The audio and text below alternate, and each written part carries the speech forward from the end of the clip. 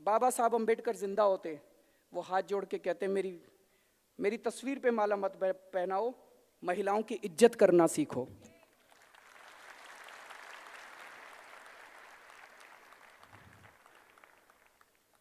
विजयदशमी के दिन हम सब लोग जानते हैं बाबा साहब अंबेडकर ने बुद्ध धर्म को अपनाया था।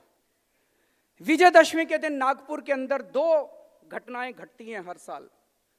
आरएसएस के हेडक्वार्टर के अंदर शस्त्र पूजा होती है और नागपुर के अंदर भारी तादाद में पूरे देश से, दलित समाज से लोग इकट्ठे होते हैं और बाबा साहब अंबेडकर को याद करते हैं जिस दिन उन्होंने अपना धर्म परिवर्तन किया था।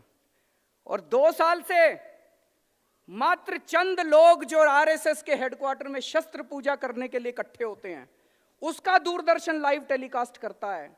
लेकिन लाखों दलित जो बाहर मैदान के अंदर नागपुर के अंदर इकट्ठे होते हैं अपने बाबा साहब अंबेडकर को याद करने के लिए, उनका दूरदर्शन लाइव टेलीकास्ट नहीं करता है।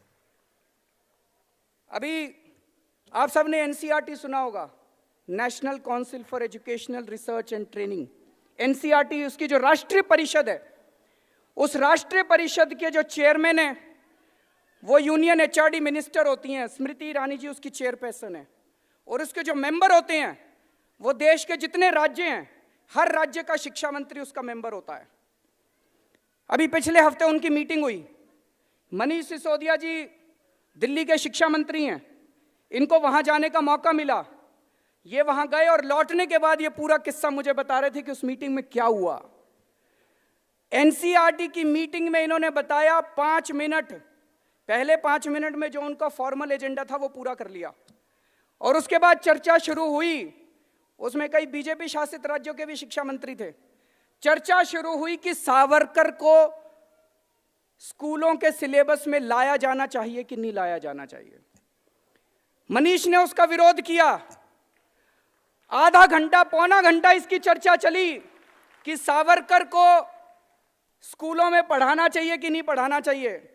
जब मनीष ने विरोध किया, उनको लगा बाहर बात फैल जाएगी, तो स्मृति जी कहते हैं नहीं, इसको बात को यहीं खत्म करते हैं, हम नई शिक्षा नीति बना रहे हैं उसमें डाल देंगे, इसको बाद में आपको बताएंगे इसके बारे में। मैं आज मनीष सिसोदिया से अपील करना चाहता हूं, उन लोगों को सावरकर पढ़ाने दो, आप दिल्ली के सारे स्कूलों में अंबेडकर साहब को पढ़ाइए।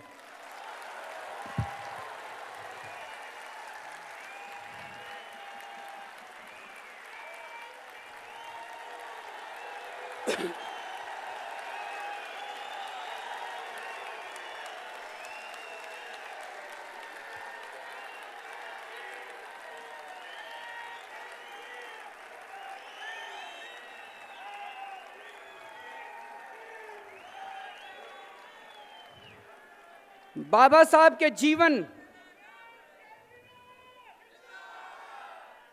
बाबा साहब के जीवन और बाबा साहब के विचार, बाबा साहब के संदेश, इनको विस्तार से आप दिल्ली के सारे स्कूलों में इसका सिलेबस तैयार किए और सारे स्कूलों के अंदर इसको पढ़ाने का इंतजाम कीजिए।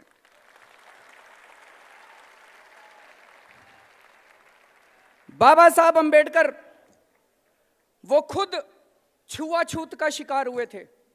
उन्होंने खुद ने अपनी जिंदगी के अंदर अन्याय बर्दाश्त किया था, इसलिए उन्होंने संविधान के अंदर रिजर्वेशन की व्यवस्था की थी। वो जानते थे कि ये समाज वो समाज है जिसने सदियों सदियों से अन्याय बर्दाश्त किया, सदियों से उन्होंने छुआछूत बर्दाश्त किया है। अगर उस समाज को अपने को बराबर लाना है तो अपने को उनको रिजर्वेशन देना पड़ेगा। आज मौजूदा सरकार, आरएसएस के प्रमुख कहते हैं रिजर्वेशन के ऊपर पुनर्चर्चा होनी चाहिए। प्रधानमंत्री जी कहते हैं हम रिजर्वेशन के पक्ष में हैं। किसको बेवकूफ बना रहे हैं? चित भी मेरी, पट भी मेरी। चुनाव हार जाएं तो कहते हैं दलितों के वोट चाहिए, चुनाव हार जाएं तो कहते हैं रिजर्वेशन होना चाहिए, चुनाव जीतने के चांस हो तो कहते हैं रिजर्वेशन खत्म कर दो। सारा देश देख रहा है इसको। मैं एक ही चीज कहना चाहता हूं जी, मोदी जी देश नहीं है, आरएसएस संसद नहीं है और मनुस्मृति संविधान नहीं है।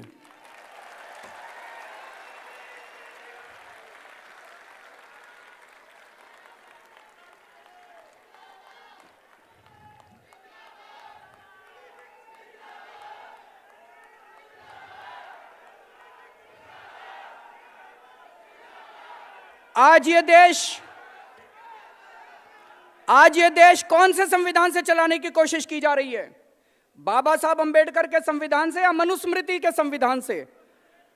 हम ये बर्दाश्त नहीं करने वाले, ये देश ये बर्दाश्त नहीं करने वाला। बहुत सालों के संघर्ष के बाद, बहुत सालों की लड़ाई के बाद आजादी मिली थी, और आजादी के बाद बाबा साहब अंबेडकर ने हमें यह संविधान दिया है।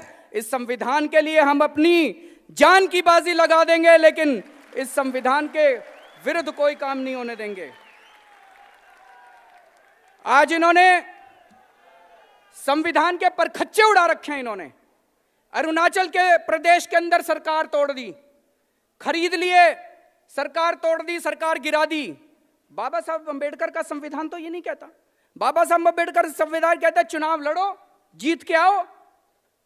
चुनाव लड़ने की ताकत नहीं बची अब सरकारें तोड़ेंगे, सरकारें गिराएंगे। अरुणाचल प्रदेश की सरकार तोड़ दी, उत्तर प्रदेश की सरकार तोड़ दी, अब कह रहे हैं दिल्ली के 21 एमएलए बर्खास्त करेंगे।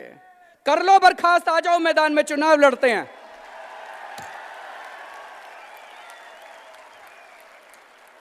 हिम्मत है तो आ जाओ मैदान में, चुनाव लड़ते हैं। हम बाबा साहब अंबेडकर के संविधान के हिसाब से चुनाव लड़ेंगे। तुम ये बैकडोर एंट्री करना बंद करो, ये देश की जनता परमानेंटली तुम्हें डिसमिस कर देगी। दिल्ली के अंदर चुनी हुई सरकार है।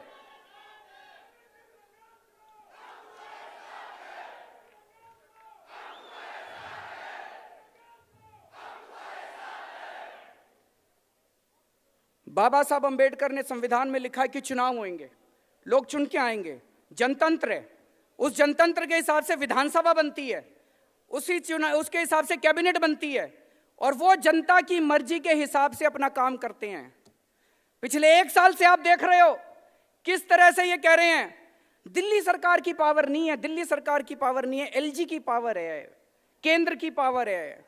बाबा साहब अंबेडकर ने तो ये नहीं लिखा संविधान के अंदर, उन्होंने तो लिखा है जनतंत्र होगा। ये कहते नहीं, जनतंत्र नहीं होगा, कैबिनेट की कोई पावर नहीं है। हाँ, बाबा साहब अंबेडकर किसानों के लिए कितना लड़े।